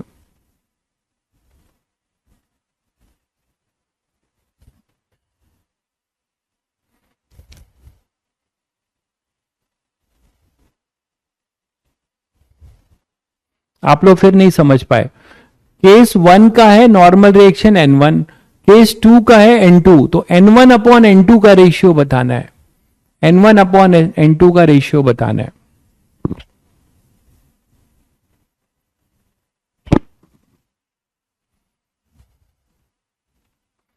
देखिए कभी भी कोई क्वेश्चन करते हैं तो आप दिमाग बेसिक्स पे जाइए, आपको इन दोनों के बीच का नॉर्मल रिएक्शन बताना है, ठीक है। तो आप सीधे सीधे क्या करिए, ब्लॉक की फ्री बॉडी डायग्राम बना लीजिए। इसका तो आप यार बहुत आसानी से बता सकते हो, आप लोग क्यों नहीं बता पा रहे हो। इसका क्या होगा, नॉर्मल रिएक्शन वाई डायरेक्शन में लगेगा, इस एक्सेलरेशन का कोई लेना देना है। एक भाई लिख रहा है 0, रेशियो भी 0 हो जाता है, बहुत बढ़िया। मतलब इन दोनों का रेशियो 0 हो जाएगा, मतलब N1 0, आपका ये कहना है कि N1 0, तभी आप 0 लिख रहे होगे, गलत सोच रहे हो। नॉर्मल रिएक्शन 0 कैसे होगा भाई, ये दोनों x डायरेक्शन में एक्सेलरेट कर रहे हैं, तो हमें एक्सेलरेशन से क्या लेना देना है यार। y डायरेक्शन में नॉर्मल रिएक्शन लगता है, भूल गए आप लोग, अभी अभी कराया था। ये y डायरेक्शन में नॉर्मल रिएक्शन लगेगा, इसका n, इतना ही नॉर्मल रिएक्शन ये इस पे देगा, ठीक है। तो ये आपको इधर एक्सेलरेट करके बस बेवकूफ बनाया गया, इसका एक्सेलरेशन से क्या लेना देना नॉर्मल रिएक्शन का। यहां पर होगा ये N1, पहले केस का N1 था तो ये N1 ऐसा होगा। और इधर ब्लॉक की जब आप एबीडी बनाओगे, ब्लॉक से मतलब है ना आपको, तो ब्लॉक वाई डायरेक्शन में कहां एक्सेलरेट कर रहा है, आपको वाई डायरेक्शन के फोर्स से मतलब था, तो वाई डायरेक्शन में N1 ऐसा दिखाया आपने और mg ऐसा लगेगा। सिंपल ओरल क्वेश्चन था, सभी को बताना चाहिए था। ये N1 इधर एक्सेलरेट कर रहा है ना, ये तो इधर एक्सेलरेट कर रहा है, तो आपको इधर क्या लेना देना है, ये N1 mg के बराबर हो जाएगा, बिल्कुल। ये इधर एक्सेलरेट कर रहा है, हमें इधर की बात ही नहीं हो रही है, इधर हमें नॉर्मल डायरेक्शन तो ऊपर लगता है, तो यहां पे न्यूटन फर्स्ट लॉ लगेगा ना, N1 इक्वल टू mg हो जाएगा। x डायरेक्शन में एक्सेलरेट कर रहा है, हमें N1 निकालना है, तो आप न्यूटन फर्स्ट लॉ लगा दीजिए सीधे सीधे। y डायरेक्शन में इक्विलिब्रियम है, N1 mg के बराबर। अब ये आपके लिए कौन सी बड़ी चीज है, ये तो अभी अभी निकाला ना आपने कि जब ये इधर जा रहा होगा, तो अब इसमें आपको ध्यान देने वाली बात है कि y डायरेक्शन में एक्सेलरेशन है, वाई डायरेक्शन में एक्सेलरेशन है, नॉर्मल डायरेक्शन भी वाई में लगता है। तो अब यहां न्यूटन का कौन सा लॉ लगने जा रहा है? अब आपका न्यूटन का सेकेंड लॉ लगने जा रहा है। कैसे लगेगा? आप इसकी फ्री बॉडी डायग्राम बना लीजिए।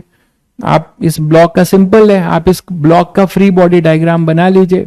आप पहले कॉमन एक्सेलरेशन निकाल सकते हैं। ये तो सभी बच्चे समझ रहे हैं कि ये पूरा सिस्टम इधर जा रहा होगा, तो इसका एक्सेलरेशन भी ए ही होगा, ये भी ए से जा रहा होगा, ये भी ए से जा रहा होगा। ये देख पा रहे हैं? तो आप इसको एक क्या कर सकते हैं, सिस्टम बना सकते हैं। और दोनों जब कॉमन एक्सेलरेशन से इधर जा रहे हैं तो नेट कॉमन एक्सेलरेशन कितना होगा?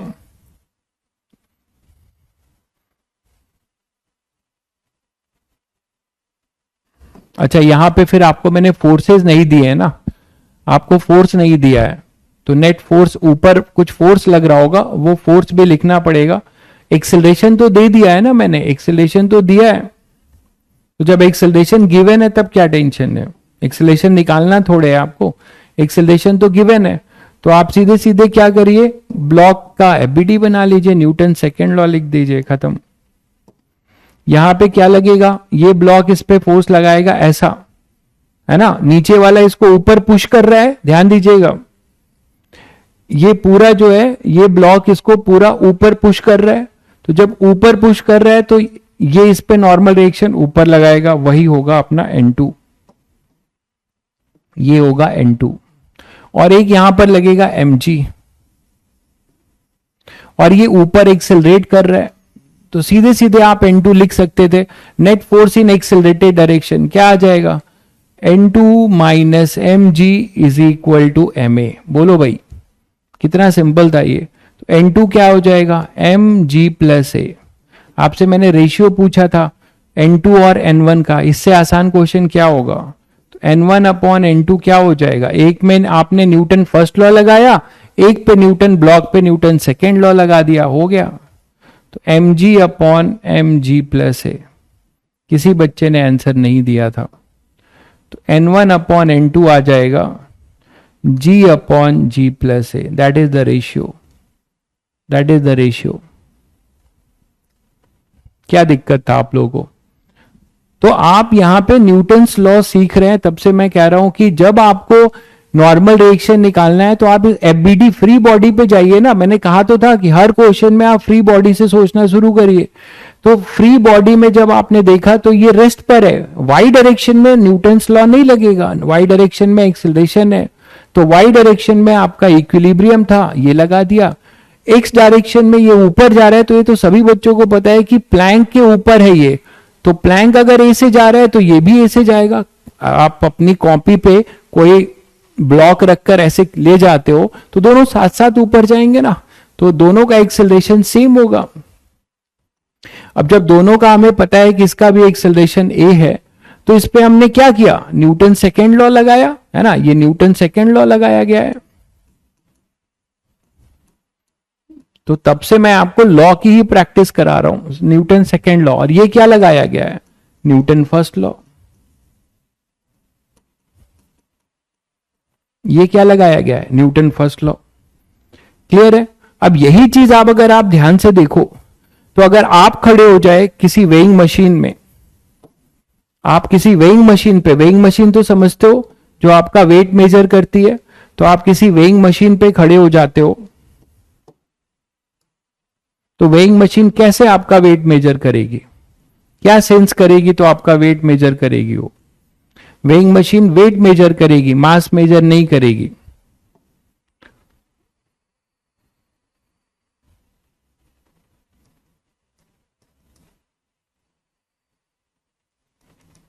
वेइंग मशीन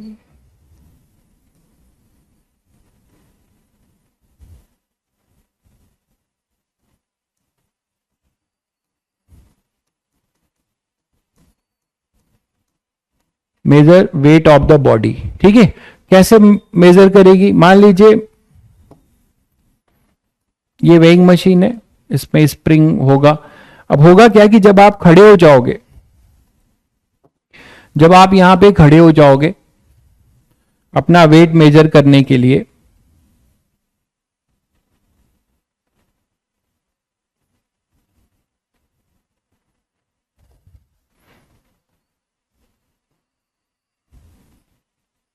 ठीक है, आप यहां पे खड़े हो गए, आपका वेट है मान लीजिए m, तो ये वेइंग मशीन आपको मेजर कर रही है। कैसे मेजर करेगी, क्या लॉजिक है मेजर करने का?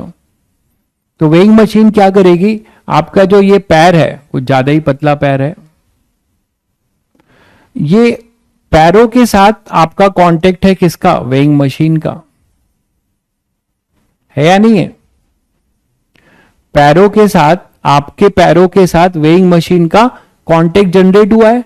तो वेइंग मशीन जो है ये नॉर्मल रिएक्शन, आप वेइंग मशीन पे नॉर्मल रिएक्शन लगाओगे और वेइंग मशीन उल्टा आप पे नॉर्मल रिएक्शन लगाएगी, यही तो है। तो दोनों की आप क्या कर सकते हैं, यहां पे अपना रीडिंग होता है, जैसे ये मेजर करता है, तो आप दोनों की क्या कर सकते हैं, अलग अलग एफबीडी बना लीजिए। जब आप दोनों की अलग अलग एफबीडी बनाएंगे तो आपको नजर आने लगेगा क्या, एफबीडी ऑफ वेइंग मशीन।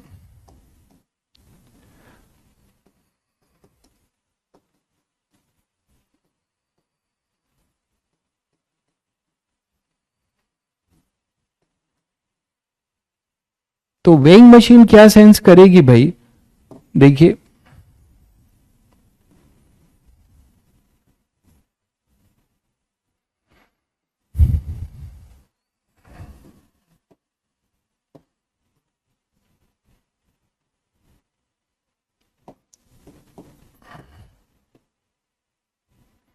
तो वेइंग मशीन ने आपके पैरों पे कुछ नॉर्मल रिएक्शन लगाया, तो आपने भी वेइंग मशीन पे एक नॉर्मल रिएक्शन लगाया, ये होगा। वो अलग बात है कि वेइंग मशीन का ग्राउंड पे भी नॉर्मल रिएक्शन होगा, वेइंग मशीन का अपना वेट होगा तो ग्राउंड पे भी नॉर्मल रिएक्शन होगा। तो खैर हमें इससे मतलब नहीं है, हमें वेइंग मशीन से के आपके वेट से मतलब है, तो इसलिए मैं एनजी नहीं दिखा रहा हूं। अब आपकी एफबीडी बनेगी तो आप पे क्या क्या फोर्स लगेगा, आप पे जो फोर्स लगेगा वो कुछ ऐसा लगेगा क्या, देखिए क्या क्या लगेगा, एक आपका वेट लगेगा,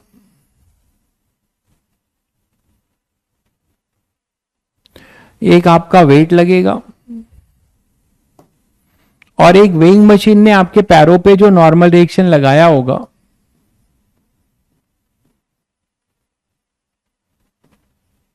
वो लगेगा। आपका वेट था mg,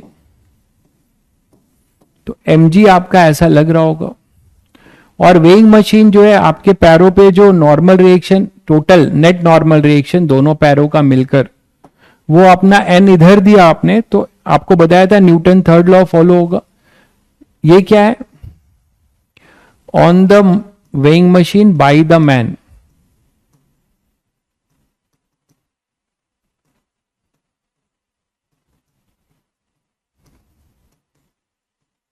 बाय द मैन, मानते हो? और ये क्या है, on the man by weighing machine.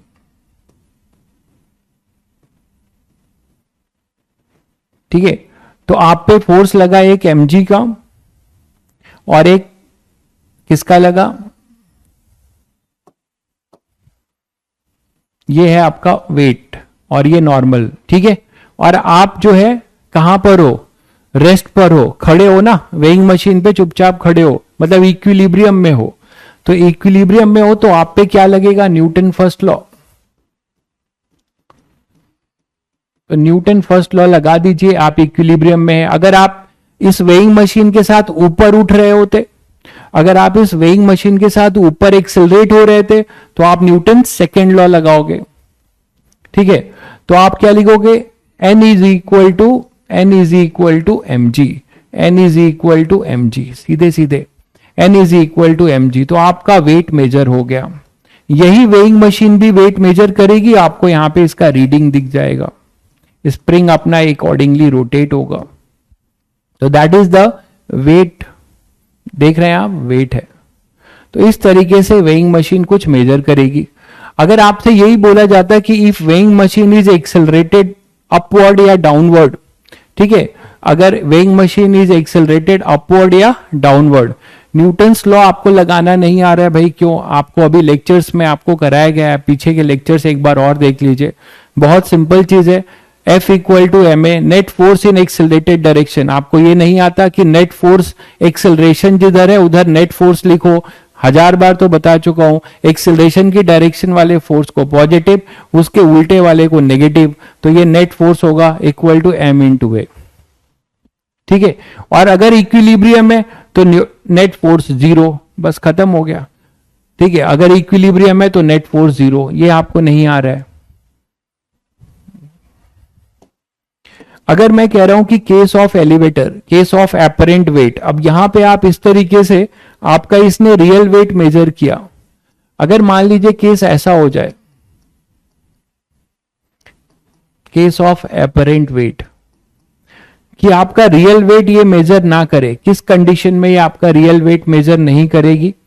मान लीजिए आप लिफ्ट में हो और लिफ्ट ऊपर जा रही है with certain acceleration a, और इसके अंदर एक वेइंग मशीन है, और आप वेइंग मशीन पे खड़े हो, या कोई बॉल रखा हुआ है, चलिए बॉल ले लेते हैं, और ये वेइंग मशीन इसका वेट मेजर करना चाहती है।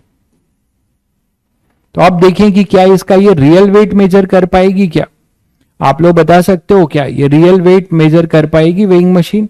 चलिए देखते हैं, बहुत आसान है। वेइंग मशीन की आप एफबीडी बना दीजिए, तो वेइंग मशीन बॉल की एफबीडी बना दीजिए, तो बॉल की एफबीडी जो आपने बनाई थी उस पर नेट फोर्स दिखा दीजिए। नेट फोर्स क्या है? एक वेइंग मशीन इस पे नॉर्मल रिएक्शन देगा, एक इसका अपना वेट लग रहा होगा नीचे, एक इसका अपना एक वेट लग रहा होगा नीचे। अब ये रेस्ट पर नहीं है, आप देख रहे हैं ये रेस्ट पर नहीं है, ये क्या है? एक्सेलरेटेड मोशन कर रहा है, ये एक्सेलरेटेड मोशन कर रहा है। ठीक है, ये रेस्ट पर नहीं है, एक्सेलरेटेड मोशन कर रहा है। तो यहां पे आप क्या लगाएंगे? न्यूटन सेकेंड लॉ, सिंपल है, जैसा स्टेट होगा वैसा आप देखेंगे। ठीक है, तो आप यहां पे n और ये mg है और ये a है, तो net force in accelerated direction, यही मैंने बताया, यही न्यूटन्स लॉ है। आप net force in accelerated direction लिख दीजिए, एक्सेलरेशन ऊपर है तो ये पॉजिटिव, ये नेगेटिव, तो n माइनस mg, ये हो गया net force. F equal to M A लिख रहे हैं ना आप, F net equal to M A, यही तो बोला जाए, तो equal to m into A. तो अब आपको नॉर्मल रिएक्शन क्या मिलता है यार? mg प्लस ए। क्या देखा आपने? आपका जो रियल वेट था वो mg था। अभी ग्राउंड पे जब आप खड़े थे, तो आपका रियल वेट जो mg था वो मेजर हो रहा था, लेकिन आप एलिवेटर के अंदर किसी वेइंग मशीन पे खड़े हो और वेइंग मशीन ऊपर जा रहा है, तो आपका रियल वेट नहीं सेंस हो रहा है। क्या सेंस हो रहा है? ज्यादा। तो this is called your apparent wait, ये आपका एपरेंट वेट है। एपरेंट का मतलब समझते हैं, जो एक्चुअल नहीं है, ये एपरेंट वेट है। और आप देख पा रहे हो कि इस केस में W apparent is greater than W real, है ना? W एपरेंट अपना W रियल से ज्यादा है। W एपरेंट कितना होता है? W रियल कितना है? mg। W रियल अपना कितना है? mg। ठीक है, तो ये mg से ज्यादा मेजर करेगा, आपको अपना वेट ज्यादा लगेगा जब एलिवेटर से आप ऊपर जाओगे। यही कहानी उल्टी हो जाए, बहुत बढ़िया भाई, बिल्कुल सही कह रहे हैं आप। अगर डाउनवर्ड होगा, ऐसे सोचा करिए कुछ आगे बढ़कर, डाउनवर्ड होगा, इफ एलिवेटर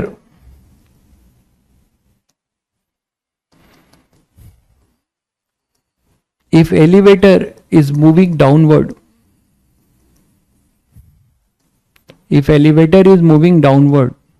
तो अगर एलिवेटर डाउनवर्ड मूव हो रहा है इसी एक्सेलरेशन के साथ, सेम सिनेरियो है, पूरा एलिवेटर जो है नीचे आने लगा,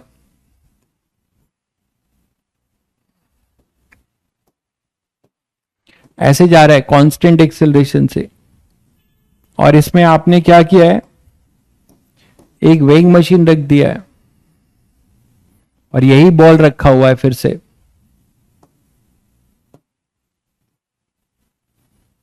तो अब क्या होगा? इसमें वही एफबीडी बनेगा, बस आपका चेंज क्या हो जाएगा? जब आप इसका फ्री बॉडी डायग्राम बनाएंगे इस बॉल का, तो फ्री बॉडी डायग्राम बनाइए। तो इसका जब आप फ्री बॉडी डायग्राम बना रहे होंगे तो आपको क्या दिखेगा, ये नॉर्मल रिएक्शन, इधर mg, और अब एक्सेलरेशन नीचे है भाई, ये ध्यान रहे, एक्सेलरेशन नीचे है, ये n है, ये mg है, तो अब एक्सेलरेशन अपना नीचे है, तो नेट फोर्स क्या लिखेंगे, net force in accelerated direction, एक ही बार बार बार बोल रहा हूं, net force in accelerated direction मतलब ये पॉजिटिव होगा, ये negative, net force in accelerated direction mg minus n is equal to, this is your m, the value of ball is m, तो ये अपने पास हो जाएगा ma। तो आपको यहां से n क्या मिलता है, mg माइनस a क्या मिलता है आपको, और ये भी रियल वेट नहीं है, ये भी एपरेंट वेट है, रियल वेट तो mg है। तो आपको क्या समझ में आया, जब आप नीचे जा रहे होंगे तो आपको अपना वेट जितना है उससे आपको कम वेट फील होगा, that is the case of weightlessness, यही आपका केस है वेटलेसनेस का, है ना, यही तो है आपका केस ऑफ वेटलेसनेस, आपको जो वेट है उससे कम वेट फील होगा।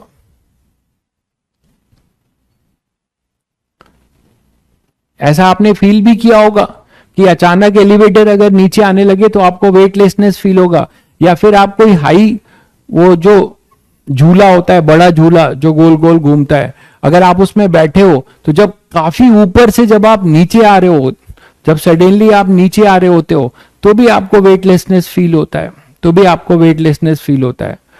हाँ, मून पे भी वेटलेसनेस है, बट वहां का वेटलेसनेस का रीजन अलग है, वहां जी जो है g/6 हो जाता है, मैं वहां की बात नहीं कर रहा हूं, मैं यहां की बात कर रहा हूं, यहां पे आपका जो वेट है, नॉर्मल रिएक्शन जो ये सेंस कर रहा है, ये कम सेंस करेगा। तो आपने देखा कि अगर ये कांस्टेंट वेलोसिटी से मूव करता, अगर एलिवेटर कांस्टेंट वेलोसिटी से मूव करता, तो आप लोग बताओगे क्या होता, इफ, अगर मैं आपको बोलूं कि if elevator is moving with constant velocity, जल्दी बता दीजिए, if elevator is moving with constant velocity, then what is the weight, constant velocity से अगर एलिवेटर मूव करता, जल्दी बताइए, जल्दी जल्दी, बिल्कुल सही कह रहे हैं, एक्सेलरेशन जीरो होता भाई, एक्सेलरेशन जीरो होता, कांस्टेंट वेलोसिटी का मतलब है कि जो आप रेस्ट पर, अगर एलिवेटर आप ग्राउंड पे जो आप का था वही होगा, एक्सेलरेशन जीरो है, न्यूटन फर्स्ट लॉ लगाएंगे, वेरी गुड। तो कांस्टेंट वेलोसिटी पे आपको n जो होता वो mg होता, रियल वेट, तो आपको रियल वेट मेजर होता, तो आपको रियल वेट मेजर होता। क्लियर है? तो मैं फिर बोल रहा हूं सभी बच्चों को, बार बार रोज बोल रहा हूं कि क्वेश्चंस के लेवल जो है बहुत बहुत ज्यादा आपके आगे बढ़ने वाले हैं। तो जो ये फंडामेंटल्स बताया जा रहा है, घर में जाके इसको पढ़िए, इस पे मेहनत कर लीजिए, अदरवाइज आगे आप बहुत ज्यादा हर्डल फेस करेंगे। ठीक है, आपको जितने भी अभी लेक्चर्स चले हैं, ठीक है, इन सभी लेक्चर्स में आपको बहुत फंडामेंटल्स चीजें बताई जा रही हैं, तो इन फंडामेंटल्स को बहुत अच्छे से कर लीजिए, रोज मैं बता रहा हूं, अदरवाइज आगे आपको भारी जो है दिक्कत का सामना करना पड़ेगा। ठीक है, वेरिएबल एक्सेलरेशन भी हो सकता है भाई, वेरिएबल होगा तो इंटीग्रेट करके करेंगे, उस पे हम आएंगे। अगर वेरिएबल एक्सेलरेशन होगा तो न्यूटन सेकेंड लॉ डायरेक्ट नहीं लगा सकते, F equal to ma direct नहीं कर सकते। एक्सेलरेशन अगर फंक्शन है तो आपने याद करो, कनेक्ट करो, आप काइनेमेटिक्स पढ़ चुके हो, आप काइनेमेटिक्स पढ़ चुके हो, तो a जब वेरिएबल होता था तो कैसे करते थे, वो बाद में करेंगे। ठीक है, रिवाइज का मतलब है भाई लेक्चर्स रिवाइज करना, और आपको अभी कोई होमवर्क भी नहीं दिया जा रहा है, जो भी आपको पढ़ाया जा रहा है इस पे बैठ के आप अपना प्रैक्टिस करिए। जो भी आपको फोर्स में पढ़ाया गया है, रिवाइज का मतलब हुआ कि आप पेन कॉपी लीजिए और ये सब रफ पे खुद करिए, रफ पे खुद करिए। ठीक है, बताऊंगा कब करना है, एससी वर्मा कब करना है बताऊंगा, थोड़ा संयम बरत लीजिए, नहीं तो शहीद हो जाओगे। ये सब चीजें अगर आप नहीं जानोगे फंडामेंटल्स तो शहीद हो जाओगे। आपको तैयार कर रहा हूं मैं, सारे क्वेश्चंस आप कर लेंगे अगर आप यहां फॉलो कर रहे हैं चीजों को तो। ठीक है, जल्दी ही टिक कराऊंगा, अभी इन चीजों को करने दीजिए, अभी दो लेक्चर के बाद आप करने लायक हो जाएंगे। ठीक है, हाँ डीपीपी कर सकते हैं, डीपीपी कर सकते हैं, वो टॉपिक बेस्ड होती है, जो चैप्टर्स पढ़ाए गए होते हैं ना, जो टॉपिक उसी पे बेस्ड होती है। तो डीपीपी अगर अपलोड हुई है तो आप कर सकते हैं।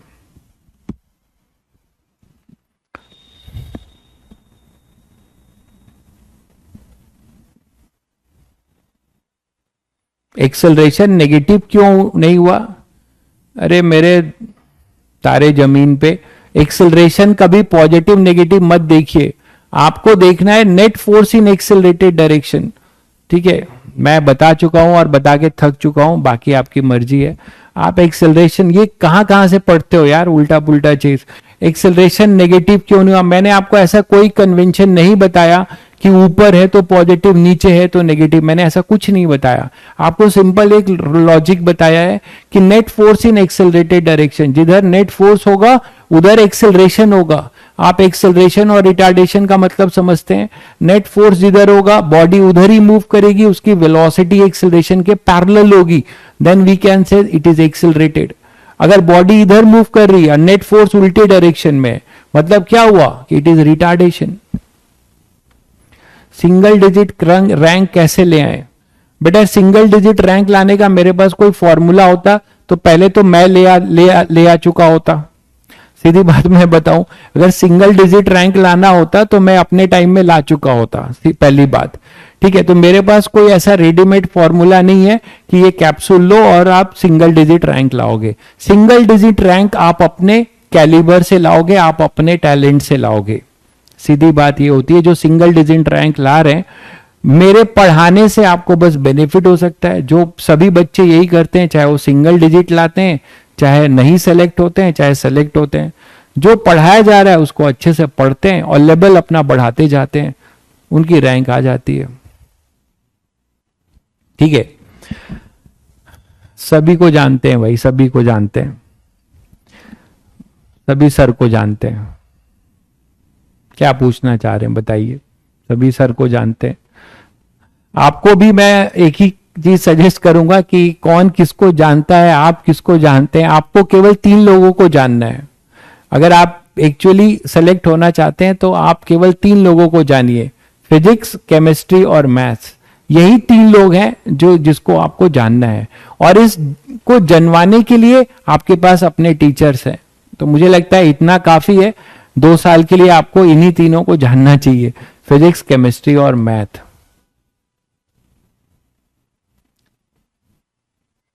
चलिए फिर कल मिलते हैं, ठीक है? रिवाइज करके आइएगा। बहुत बच्चे जो है वो बहुत बेसिक चीजें भी पूछते हैं, मुझे बताना पड़ता है, लेकिन मैं चाहता हूं कि अब इतना कुछ पढ़ाने के बाद वो खुद सोचना शुरू करें।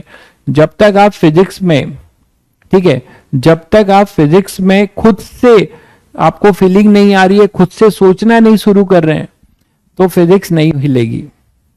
ठीक है, फिजिक्स एक ऐसा ही सब्जेक्ट है। इसी के लिए मैं आपको इतनी चीजें बता रहा हूं, इतनी छोटी छोटी चीजें बता रहा हूं। चलिए मिलते हैं कल फिर। सभी को गुड नाइट।